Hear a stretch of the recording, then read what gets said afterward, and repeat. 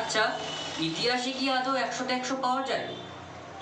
আর ইতিহাসে যদি 100তে 100 পাওয়া যায় তাহলে সেটা কি করে পাবো, বা 100তে 100 স্কোর করবো কি করে? 8 নম্বরে বড় প্রশ্নগুলো কত পাতা লিখলে আমি ফুল মার্কস পাবো? 4 নম্বরের বড় প্রশ্নগুলো লিখলে আমি কতটা লিখবো, কত পাতা লিখবো তাহলে আমাকে 4-এ 4 দেবে? 2 নম্বরের উত্তরগুলো কিভাবে লিখবো তাহলে আমাকে 2-এ 2 দেবে? এই প্রশ্ন তোমাদের সবারই মনে জাগে যারা এবছর মাধ্যমিক পরীক্ষা দিতে চলেছো। অধিকাংশ ছাত্রছাত্রীদের মনে এই প্রশ্ন জাগে যে 8 নম্বর বা 4 নম্বরের প্রশ্নগুলো কত পাতা লিখলে আমি ফুল মার্কস পাবো, অর্থাৎ 8-এ 8 কিংবা 4-এ 4 পাবো। দেখো, এই সমস্ত প্রশ্নগুলো নিয়ে আজকের এই ভিডিওটা পুরোপুরি দেখতে থাকো, তোমাদের সমস্ত প্রশ্নের উত্তর এই ভিডিওতে পেয়ে যাবে। দেখো, তোমাদের অনেকের মনে এই প্রশ্ন জাগে যে 8 নম্বরের যে সমস্ত বড় প্রশ্ন, অর্থাৎ 3টে প্রশ্ন থাকে তার মধ্যে একটা আমাদের মাধ্যমিকে লিখতে হয়, এই একটা আমরা লিখবো কিভাবে, বা ক পাতা লিখলে আমাদের 8-এ 8 দেবে? দেখো, মূল কথা হচ্ছে 8 নম্বরের প্রশ্ন বা যে কোনো বড় প্রশ্নে পাতাটা কোনো ফ্যাক্টর নয়। তুমি কত পাতা লিখছো তার ওপর কিন্তু এক্সামিনার তোমাকে নাম্বার দেবে না, তুমি কতটা ভালো লিখতে পারছো তার ওপর তোমাকে কিন্তু নাম্বারটা দেওয়া হয়। তোমাকে সেই রকম অনুযায়ী সেই ভালোভাবে পয়েন্ট টু পয়েন্ট উত্তর লিখতে হবে। তুমি দেখা গেল যে তুমি 5 পাতা লিখে দিলে, কিংবা তুমি লিখেই যাচ্ছ একবারে রচনার মতো বড় লিখেই যাচ্ছ, 6-7 পাতা ক্রস করে গেল, কিন্তু প্রশ্নের যে উত্তরটা তোমাকে চেয়েছে সেই উত্তরটাই নেই। তুমি লিখে গেছো, অনেক কিছু লিখে গেছো, ঐতিহাসিকদের মতো লিখে গেছো, ঠিক আছে, কিন্তু তোমার মূল বিষয়টাই সেখানে তুমি ফুটিয়ে তুলতে পারোনি। তোমাকে এক্সামিনার 5 কিংবা 6 থেকে বেশি দিতে পারবে না। তোমাকে প্রশ্নে কি চেয়েছে বা তোমাকে প্রশ্নে কি লিখতে বলা হয়েছে সেইটা শুধুমাত্র পয়েন্ট টু পয়েন্ট লিখতে হবে। পাতাটা এখানে কোনো ফ্যাক্টর নয়। তুমি পয়েন্ট টু পয়েন্ট লিখলে 2 পাতাতেও তুমি 8-এ 8 পেতে পারো, কিংবা তুমি পয়েন্ট টু পয়েন্ট লিখে 1.5 পাতাতেও তুমি কিন্তু 8-এ 8 পেতে পারো। এবার হ্যাঁ, 8-এ 8 পাওয়াটা একটু চাপের, কেননা এক্সামিনারের ইচ্ছা অনুযায়ী তিনি নাম্বার বসান, কিন্তু তোমরা যদি ভালোভাবে লিখতে পারো বা পয়েন্ট টু পয়েন্ট উত্তর লিখে আসতে পারো তাহলে কিন্তু এক্সামিনার তোমাদের নাম্বার দিতে একেবারেই বাধ্য থাকবে, নাম্বার কাটার কোনো জায়গা থাকবে না। এবার আসি, ইতিহাসে কি 100তে 100 পাওয়া যায়? উত্তরটা হবে হ্যাঁ, পাওয়া যায়, কিন্তু তোমাদের একটু ভালোভাবে পড়তে হবে। দেখো, এবার অনেকের মনে প্রশ্ন জাগে যে ইতিহাসে 100তে 100 কী করে পাবো? ইতিহাসে তো অনেক সাল তারিখ মনে রাখতে হয়, অনেক রাজাদের নাম মনে রাখতে হয়, কখন কি ঘটেছিল, কোন সালে কোন তারিখে কি ঘটেছিল, কবে সত্যাগ্রহ আন্দোলন হয়েছিল, কবে খেদা সত্যাগ্রহ আন্দোলন হয়েছিল, এইগুলো তো মনে রাখতে হবে। এবার অনেকের এইগুলো মনে থাকে না, ঠিক আছে। এবার দেখো, বিষয়টা হচ্ছে ইতিহাস পড়ছো যখন, তখন তো পুরোনো দিনের কিছু কথা তো তোমাকে মনে রাখতেই হবে। আর যেটা বড় বিষয় সেটা হচ্ছে তোমাদেরকে মুখস্থ না করে আত্মস্থ করে রাখতে হবে, যাতে কোনো দিন সেই বিষয়টা বা সেই সালে কোন কি হয়েছিল, কোন তারিখে কি হয়েছিল সেটা যেন কোনো দিনই না ভুলো। এইরকমভাবে পড়তে হবে। পড়ার সঙ্গে সঙ্গে লেখাটা প্র্যাকটিস করো, যেটা পড়ছো সেটাকে লিখতে লাগো খাতায়, তোমার মুখস্থও থাকবে, হাতের স্পিডও বাড়বে এবং হাতের লেখাটা দিনের পর দিন আরও ভালো হতে থাকবে, ঠিক আছে। পড়ার সঙ্গে লেখাটাও অভ্যাস করতে হবে।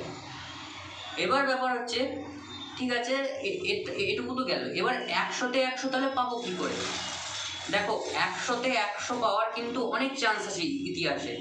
তোমাদের প্রচুর শর্ট প্রশ্ন থাকবে, এমসিকিউ 20 নম্বর 20টা থাকবে। এমসিকিউ এ 20তে 20 পেতে হবে, আমাকে টার্গেট নিয়ে চলতে হবে যে 20তে আমি 20 পাবো, 20তে আমি 20 90 নেবো, এরকম একটা টার্গেট নিয়ে আমাদের চলতে হবে। এবার শর্ট প্রশ্ন আছে, এসিকিউ টাইপ প্রশ্ন আছে, 2 নম্বর প্রশ্ন আছে। এই 2 নম্বরে 11 দুগুণে 22 নাম্বার থাকবে, 22-এর মধ্যে যেন আমি 22 পাই এরকম ধরে চলতে হবে।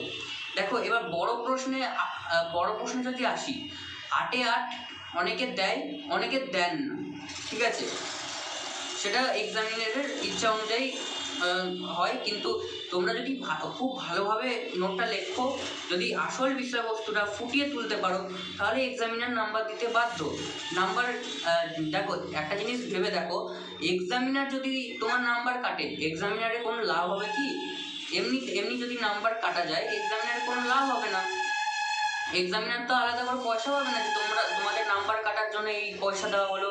হ্যাঁ, এরকম তো কোনো বিষয় নেই। তোমাদেরকে তো নাম্বার দেওয়ার জন্যই স্যারেরা আছেন। তোমাকে শুধু ভালো করে লিখতে হবে, যে বিষয়টা বলেছে সেই বিষয়টাকে লিখতে হবে।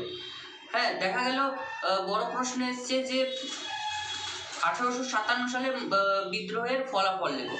তুমি 1857 সালের মহাবিদ্রোহের ফলাফল লিখতে গিয়ে যদি তুমি সত্যাগ্রহ আন্দোলন ধরে নাও, তাহলে কি করে তুমি নাম্বার পাবে, তাই না? এটা তো ভাবতে হবে। যেটা চেয়েছে সেটা তোমাকে উত্তরপত্রে লিখতে হবে, এটা হচ্ছে মূল কথা।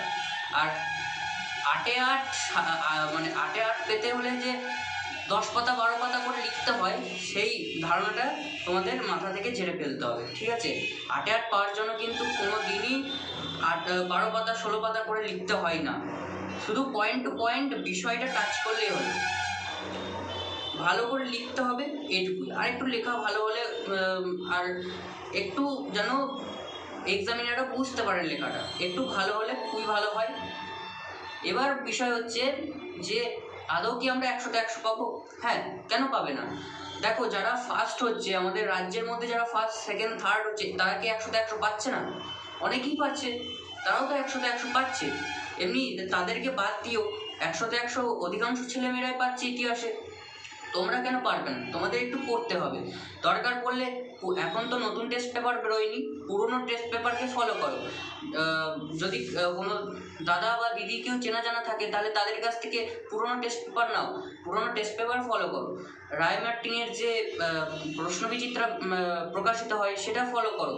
তারপরে তো সালের প্রশ্নগুলো আছে, প্রশ্নবিচিত্রাতেই সালের প্রশ্নগুলো থাকে, সালের প্রশ্নগুলো ফলো করো। এইগুলো ফলো করার পর তোমাদের শর্ট প্রশ্নের উপর একটা ধারণা জন্মাবে। সেইখান থেকে তোমরা বুঝতে পারবে কী ধরনের প্রশ্ন আসতে পারে, কীরকমভাবে আসে, প্রত্যেক বছর কীরকমভাবে ঘুরিয়ে প্রশ্ন দেয়, অধ্যায় ভিত্তিক কীরকমভাবে ঘুরিয়ে প্রশ্ন আসে। এইগুলো অনুযায়ী তোমাদের একটা স্বচ্ছ ধারণা জন্মে যাবে। এরপরে তো আছে, এরপরে বিভিন্ন সাজেশন বই আছে, যেমন এখন বর্তমানে সম্রাট এক্সক্লুসিভসের সাজেশন বই খুবই ফেমাস, সবারই চাহিদা অনুযায়ী খুবই ফেমাস, ঠিক আছে? তোমরা সেই বই সংগ্রহ করতে পারো। তারপরে বিভিন্ন আরও রেফারেন্স বই আছে যেগুলো তোমরা ফলো করতে পারো। আর হ্যাঁ, সব থেকে বড় ব্যাপার হচ্ছে সাজেশন অনুযায়ী পড়বে, ঠিক আছে? কিন্তু সাজেশন ভিত্তিক পড়বে না। মানে সাজেশন স্যারেরা কবে সাজেশন দেবে তার উপর ভরসা করে তোমাদের কিন্তু পড়লে হবে না। তোমাদেরকে সবই পড়ে রাখতে হবে, সাজেশন অনুযায়ী সেইগুলোকে একটু বেশি জোর দিয়ে পড়তে হবে, এটাই হচ্ছে মূল বিষয়। এবার দেখো, 100তে 100 পাওয়া তোমাদের কাছে চাপের হলেও একটু ভালো করে যদি পড়ো, তাহলে 100তে 100 পাওয়ার কোনো ব্যাপারই না, ঠিক আছে? কোনো ব্যাপার না 100তে 100 পাওয়ার। 100তে 100 পাবেই, একটু ভালো করে পড়তে হবে। আর আমি যেটা বললাম, পয়েন্ট টু পয়েন্ট লিখতে হবে। যদি পয়েন্ট টু পয়েন্ট লিখতে পারো, তাহলে অবশ্যই তোমরা 100তে 100 পাবে। আর সবথেকে মূল বিষয়, শর্ট কোশ্চেনে যেন পুরো নাম্বার তোমাদের কভার করা থাকে, পুরো নাম্বার তোমাদের পেতে হবে, এরকম একটা ধারণা নিয়ে চলতে হবে যে না, 20 নাম্বারের এমসিকিউ, 20-র মধ্যে 15-14 পেলে আমার হয়ে যাবে। এরকম করলে কিন্তু তুমি 100তে 100 পেতে পারবে না। কেননা আসল ভিত হচ্ছে তোমাদের এমসিকিউ ছাঁকা নাম্বার উঠবে, এমসিকিউ কোনো নাম্বার তো কাটার জায়গা থাকবে না, তোমাদের শুধু উত্তরটা লিখতে হবে। এবার হয়তো বড় প্রশ্নে 1 নাম্বার, বড় জোর হাফ নাম্বার যেতে পারে, যদি মানে এক্সামিনারের ইচ্ছা অনুযায়ী যেতে পারে। কিন্তু যারা একটু দয়ালু টাইপের হয়, হ্যাঁ বুঝতেই পারছো, তারা দিয়ে দেন, সেই সমস্ত স্যারেরা দিয়ে দেন। কিন্তু অধিকাংশ স্যারেরা দিয়ে দেন, তোমাদের নাম্বার কেটে তো তাদের কোনো লাভ হবে না। সেহেতু তোমরা একটু ভালোভাবে পড়তে থাকো, একটু বিষয়গুলো বুঝতে থাকো, অধ্যায়ের বিষয়বস্তুগুলো বুঝতে থাকো, টেক্সট বুকটা ভালো করে পড়ো, দেখবে 100তে 100 পাওয়ার কোনো ব্যাপারই না। আর আমাদের চ্যানেল থেকে বিভিন্ন সাজেশন তো পোস্ট হয়েছে, 4 নাম্বার 8 নাম্বারের সাজেশন পোস্ট হয়েছে, তোমরা সেটা দেখে নিতে পারো, অবশ্যই ভালো লাগবে। আর সেই সাজেশন তোমাদের ইতিহাসের